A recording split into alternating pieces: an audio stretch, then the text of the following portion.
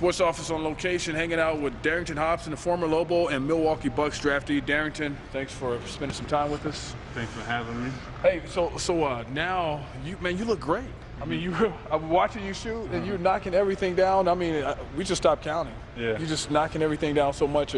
How are you feeling after your hip surgeries, and what are you looking forward to? I feel great. I'm probably at about 85% right now, close to 100. So I feel good, and you know, two of the main things that I was told to work on was, you know, that standstill outside shot and just pounding the ball and working on my ball handling. So those are the main two things that I've been working on besides getting in shape. And right now I'm just looking forward to hopefully the lockout being over and, you know, getting back to where I need to be, and that's, of course, the NBA. Talking about the lockout, I mean, how frustrating is that for you? And did you entertain thoughts of maybe going overseas and stuff?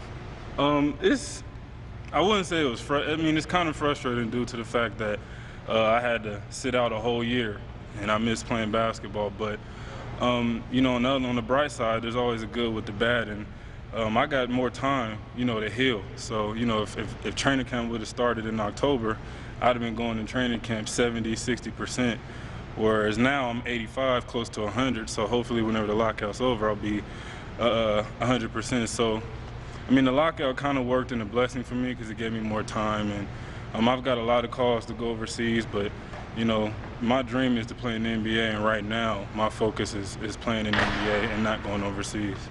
As far as you and your playing days here, you miss anything about that? I mean, man, I think about it all the time. I miss UNM a lot. I miss the guys, miss Roe, Reese. You know, guys I went to war with, you know, 35 games out of the year and every day in practice. So, you know, I miss it a lot, and that's one of the reasons why I decided to come back here and work out instead of, you know, an Impact in Vegas or a place in, you know, in LA where there's 50 guys working out. You don't get that much reps. And plus, out here is just a positive environment. And this is where I've played the best since I've been playing basketball. This is where I've had the most success. So I just decided to come back here just to be around, you know, the guys and the coaches.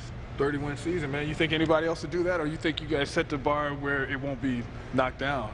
We set it pretty high, but I mean, this team right here that they have this year is way deeper than we were. You know, we were deep, but we didn't have bigs. You know, they're deep and they have bigs. They have a lot of guards. You know, Coach Alver has some decisions as far as who he's going to play, but you know, of course, he'll work that out. They'll work that stuff out. But you know, I think they got a chance to win 30 games. I think in conference, I don't think anyone will beat them in conference. So I think their their toughest assignment right now is the non-conference schedule. Because in conference, I don't see them losing to anybody. Wow, that's a solid endorsement. Yeah, those. I mean, the only other team that maybe can compete with them, I think, would be UNLV. They're good. You know, they got the new coach, the new system. They're guard heavy, but UNLV, I mean, UNM this year, we're just too deep. And we got the bigs. You got Drew, you got AJ, you got Big Cam, you got Chad that's playing well. All the newcomers, the freshmen, so I just don't see them. I really don't see them losing in conference. Well, as far as you and the NBA, what's been the biggest surprise for you? Like something that you're like, wow, really? You know, has it been anything like that? I think the biggest thing about it is how big and how fast and how physical the NBA game is. You know, every level you go up, people tell you it's different.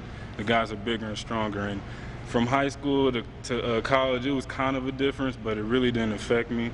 NBA, it's a big difference. Those guys, I mean, you got 6'9", 3-men that can guard point guards in the NBA and that are real big and strong. And then the pace is so fast. You got 8 seconds to get it up the court, 24-second shot clock. So I think those are the main things, just how big, how fast, how physical the guys are, and just the talent-wise. Everyone in the NBA is capable, you know, of scoring 30-plus or 20. They can score at will in the NBA. It's just a lot of talent. Whereas in college, you know, it's just roles. It's just different. And I think the biggest thing that I had to adjust to, or that I'm going to have to adjust to, is the physical play and just the speed of the game. How hard was that year off? I know you love basketball, and then to sit, you know, like that, and after you know, being drafted and then you got to sit because you have these injuries and stuff like that. So that must have been tough. Yeah, that was probably one of the hardest things I had to go through. 'Cause, you know, the first thing probably for me was going to junior college instead of rolling here my freshman year. But I'm a tough kid. I fight through adversity. You know, what don't kill you will make you stronger, and that's kind of the approach that I took. And it was real frustrating watching the guys play and them losing, knowing that I could have been, you know, a piece that maybe helped them get that extra game that we needed to get to AC. So, you know, and I was in there a lot with the guys, with the coaches, watching practice, and you know, they expressed to me how much they needed my vision, my versatility. So it was frustrating, but at the same time, I learned a lot from just watching the whole year. So I think I know more now going into my rookie year than I would have if I'd have played last year. As far as the appreciation for the game, I'm sure that went up a couple of notches too, because anytime you have to sit, you realize like, hey man, it's a good thing I can just move. Right. I mean, you know, sitting out a whole year, like, you have a lot to think about. You try different things, and I mean, the main thing that really struck me was, you know, I love basketball, and that's the only thing I like to do, and that was taken away from me for a whole year, and I didn't know what to do with myself, you know, every day, just sitting there and just. So I mean, you have a better appreciation for the game. You want to work hard. I've never taken anything for granted, just for my past, the things that I've been through. But now having to sit out a whole year and not be able to touch a basketball, I really appreciate the game a lot more. What can make Darington Hobson's NBA career awesome? What's like, if you're writing a book here, what's some of the things that are going to happen?